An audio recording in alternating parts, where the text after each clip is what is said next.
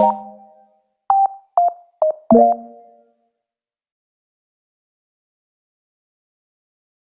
guys! Andito na naman tayo sa ating unboxing serye.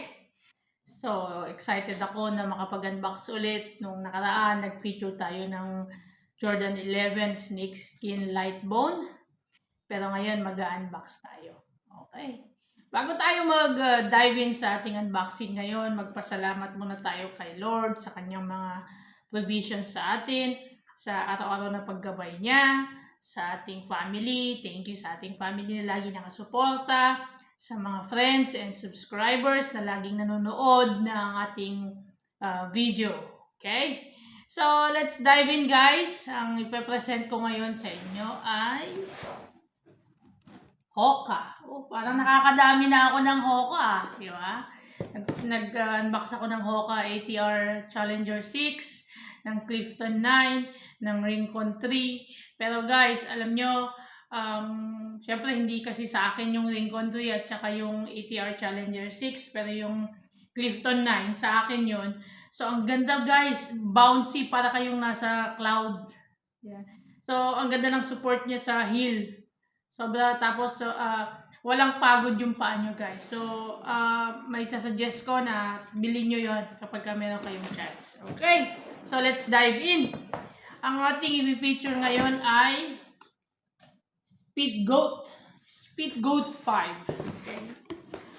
Hoka Speed Goat 5. At ang kulay nito guys ay Ocean Mist. Lilac Mist. Okay. Ocean Mist at Lilac Mist.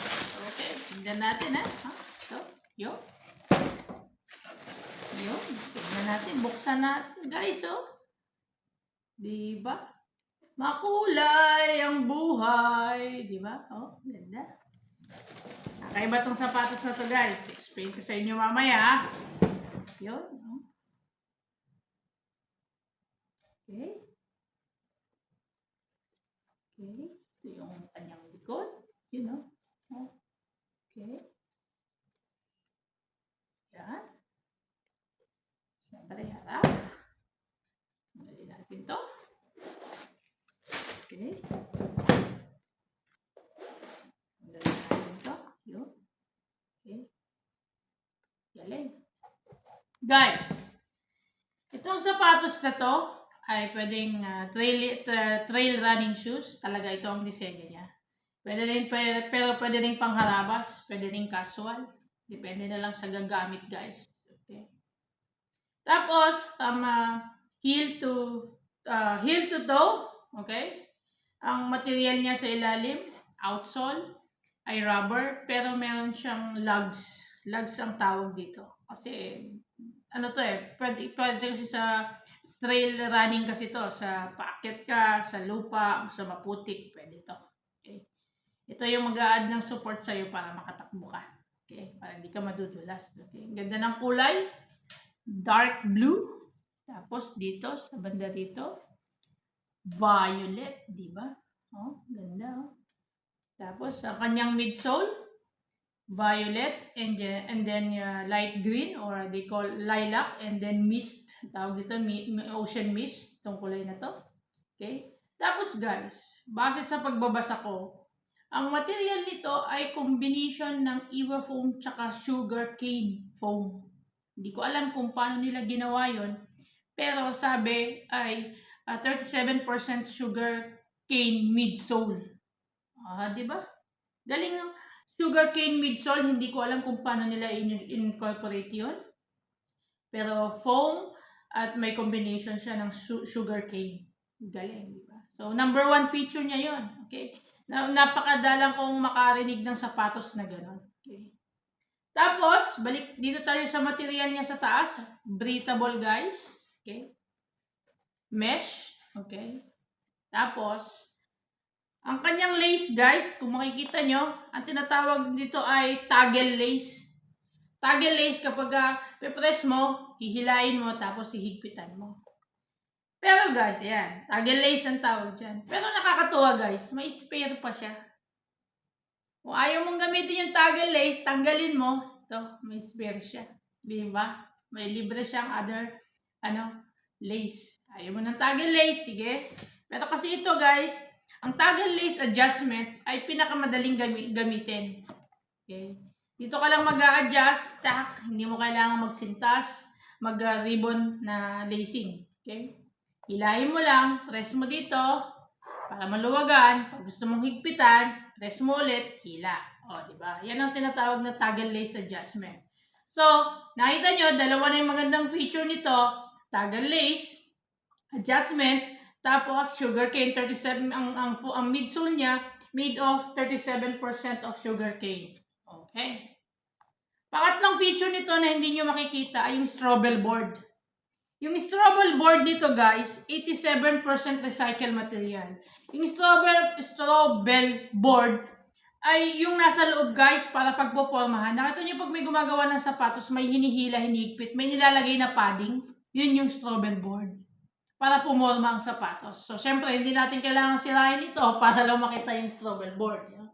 So, ibig sabihin, itong sapatos na to ngayon, marami na siyang recycled materials, which is very good. Kasi, nagagamit yung mga materials na itatapon mo na lang, magagamit mo pa pala sa sapatos. Mara sa Adidas, ganun na rin ang ginagawa nila. May mga sapatos na maraming recycled material. Okay. Tapos, ano pa? Okay. Itong sapatos na to guys, ay, nirecognize siya ng APMA. Yung APMA is American Podiatric Association, Medical Association, American Podiatric Medical Association, na ito ay maganda sa paa. Kumbaga, nila ito, sinertify nila na maganda ito sa paa, na makakatulong ito sa paa mo. O, di ba? Ang galing, So, ang features nito, halos marami siyang recycled material, yung Strobel niya, yung Eva foam niya, yung ibang polyester nito, 100% na recycled material. So, nakakatuwa na bumibili tayo ng mga sapatos na mula na sa recycled materials. Okay. So, ano pa? Maganda ang lugs niya kasi para sa trail running ito. Tapos, mesh. Tapos, tingnan natin. Ang kanyang, dito sa kanyang heel stabilizer, nasa loob yung heel stabilizer niya. Okay? Tapos, makita nyo may nakalagay na SG. Tapos, parang may sungay. SG, ibig sabihin is speed goat. Okay? Kita nyo? Tapos, may sungay. SG, speed goat. Okay. So, kita ko naman na dito sa kanyang heel notch, tsaka sa mustache niya, malambot naman. Ito yung tinatawag na heel notch. Okay. Minsan, heel notch, tapos mustache. Tapos itong collar naman niya, malambot naman. Medyo sa sapatos na to, masasabi ko na narrow lang talaga siya. Tingnan nyo. Paano ko ba papakita na medyo narrow siya? Ayun. Mas sexy sa paa ito. Maganda ito. Okay? Sexy tingnan. Tapos, nandito yung kanyang Hoka, tsaka yung kanyang another logo. Okay?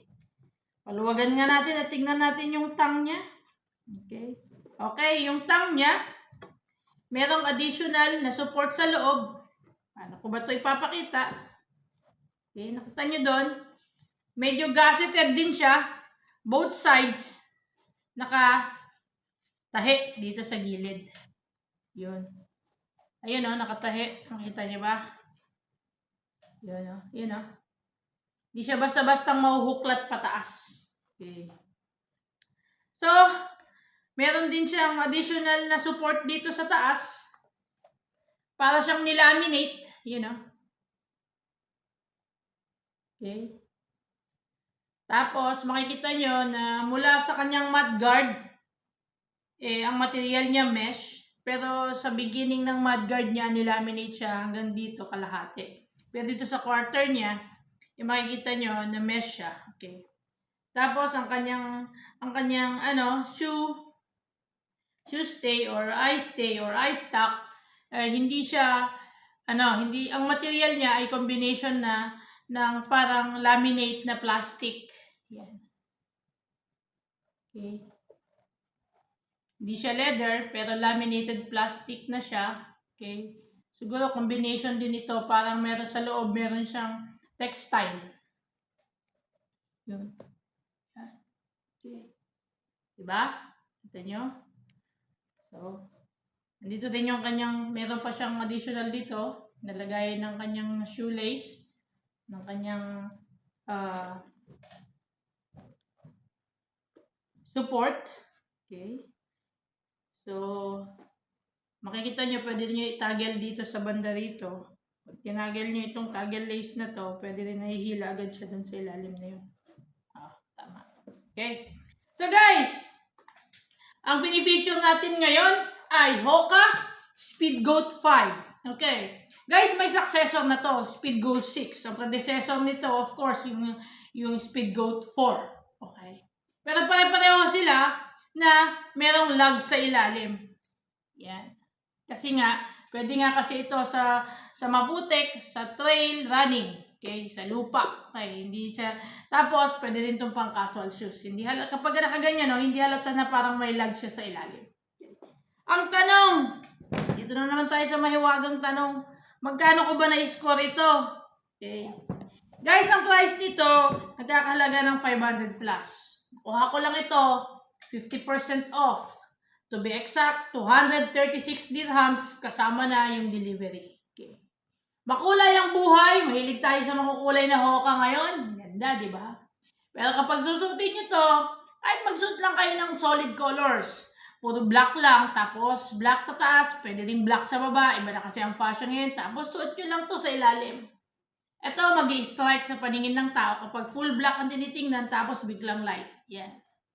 Kasi, laging tanda, pag nagsusuot, dark light, or light dark, or i-sandwich nyo. Okay? So guys, ito ang ating, ulitin ko, ito ang ating Hoka Speedgoat 5. Okay? Ocean Mist, Lilac Mist ang kulay niya. Guys, remind ko lang ulit sa mga gustong magkaroon ng entry para sa ating giveaway shoes at mayroong free shipping pa. Kailangan nyo mag-subscribe at i-comment ang size nyo sa video na ito. Kung nakapag-subscribe na kayo, kailangan nyo mag-comment. I-comment nyo na lang. Nag-subscribe na po ako. Sabihin nyo, ang size ko po, ganito. Okay. Ngayon, kung hindi kayo nagko-comment, hindi po kayo maisasali, guys. Kailangan mag-comment kayo para makikita ko na, comment si ganito. Kasi minsan, hindi ko nakikita kung sino nagsusubscribe, guys. Okay?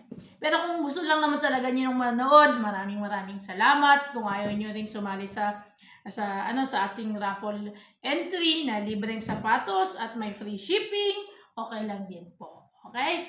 Maraming salamat ulit at hanggang sa muling unboxing serya natin. So, guys, tingnan nyo, ang ganda-ganda, makulay ang buhay.